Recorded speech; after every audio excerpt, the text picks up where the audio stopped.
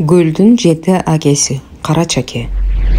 Акелердин өзгөчөлүгү жолу улууларга биринчи сөз берген, аларды колдоп кубаттап турган жана биринин ишин, идеясын экинчиси улантканында. Экинчи айырмачылыгы сынчыл позицияны күчөтпөстөн бири-бирин колдоочулук аракеттерин көбүрөөк көргөн. Ошол эле кезде акелер бийлик менен калктын ортосунда көпүрөлүк милдет аткарган. Алардын дагы бир феноменалдуу дүйнөнүн башка бир да элдерине болбогондой, атүгүл бизге эң жакын казактарда, кала берсе кыргыз жеринин башка аймактарында кездешпегендей биримдикте идеялаш болуп, өздөрүн аке деген статуска жеткирип, системалуу ойлорду айтышкан жана алардын калк ичине жайылышына кам көрүшкөн. Мындан улам эл ичинде бата сурасаң Мойт акеге, акыл сурасаң Сарт акеге, айла сурасаң Тилекмат акеге, чындык издесең Садыр акеге, калыстык сурасаң Кара Чакеге, касиет сурасаң Кыдыр акеге бар деген сөз айтылып калган. Кара Чаке тууралуу маалыматтар анча көп эмес. Анан калса көл өрөөнүндө бир эле доордо Кара Чаттуудан 3 киши жашаган. Ошон үчүн да материалдардын көбү санжыралык деңгээлде. Бул жолу 1837 жылы туулганы, теги Каракалмак уруусунан болуп, атасы Чүрүм Кашка, апасы Бүрүм Ысык көл башына олжо катарбы качыппы келген. Аны белектин уулу Шапак той берип тосуп алып, тонду уул кылып жанына алып жүрөт. Ошол Чүрүмдүн баласы Эсенбай, анын уулу Мендегул, андан ушул Карач. Кара кылды как жарганга алыс, адамгерчилиги жанында жок, кыябан келтирип кеп келебин чубаган жан болгон. Анын Шаар, Шыдыр айткан кеби ар кандай талашты аягына чыгарган. Жаш чагынан бир топ баатырдык иштерге да катышкан. Мал жыйбаган, дүйнө топтобогон, эл катары, кара аламан калк ичинде карапайым жашаган. Сарбагыштар менен бугулардын чабышында бугулардын туусун көтөрүп, жоонун жолун тоскоп, Балбай Батыр менен Өмүр Батыр болгон. Өмүр Карачтан 30 жашка улуу, анын чоң атасы менен бир тууган эле.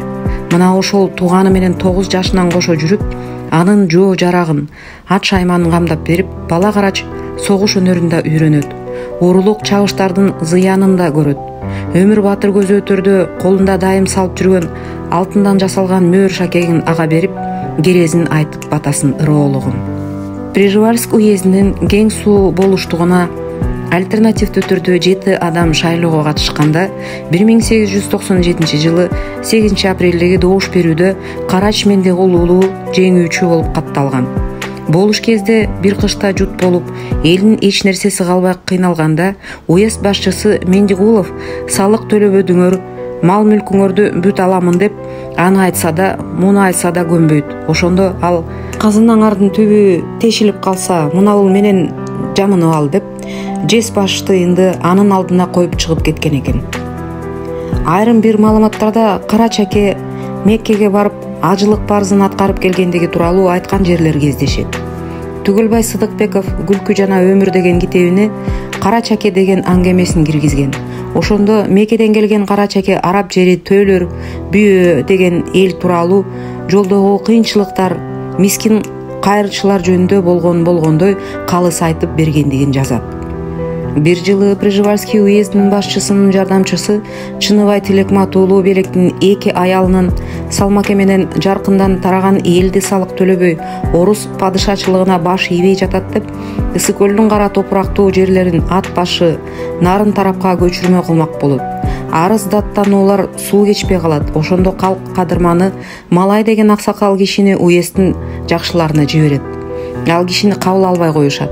Айла кеткен көпчүлүк ат башы менен Нарынга көчүрмө кылынгандан көрө Кытай жакка качабыз дешет.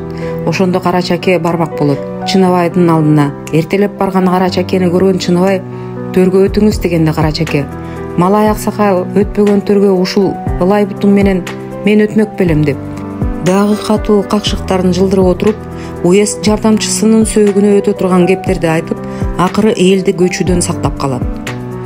Бир жолу Кара Чаке Каркыра жактан келе жатса, Санташтын жайыгында, Текез жактан келетса, Жыргалаң суусунун боюнда деп да айтылат. Эл бир нерселерди эле талашып атат дейт. Калыс кишини көрө коюп тургандардын бири: "Келгениңиз рас болду. Сиздин жамгырчыңызды болуштукка шайла эле деп жатабыз" десе, Кара Чаке жайма-жай: Жамгырчынын болош багы келе элек. Эл жүгүн көтөрө албайт. Андан көрө Мамбеттин уулу байзакты болуш кылып алганыңар туурадыр деп болуштукту өз баласына ыраа көрбөй калыс сөзүн айтат.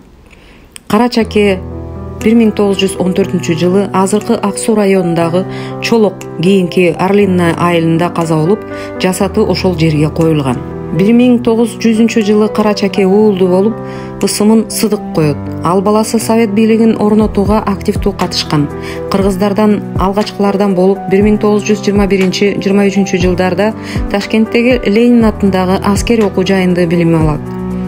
Тел гезитибиз болгон Эркин тоонун 1924 биринчи санын чыгарып, 1930 жылга чейин ошол басылмада жооптуу катчы катары иштейт.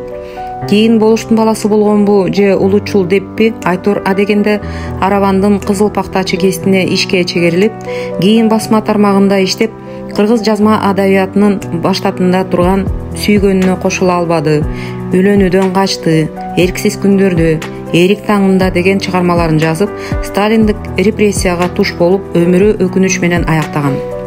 Кара Чакеден тарагандар ушул тапта түп жыргалаң сууларын бойлуу конгон бир нече айылдын калкын түзөт. 2009 жылы Түптүн Жылуу Булак айылынан Кара Чакенин эстелиги Өмүр Батырдын эстелиги менен кошо тургузулуп, мааракелик той өткөрүлгөн. Түп районундагы Жылуу Булак айылынын тургуну журналист Тургунбек Жунушалиев Кара Чакенин өмүрү тууралуу материалдарды жыйнап, элге туртулап келет. Анын Кара Чаке жөнүндө баян деген мыкты поэмасы жазылган.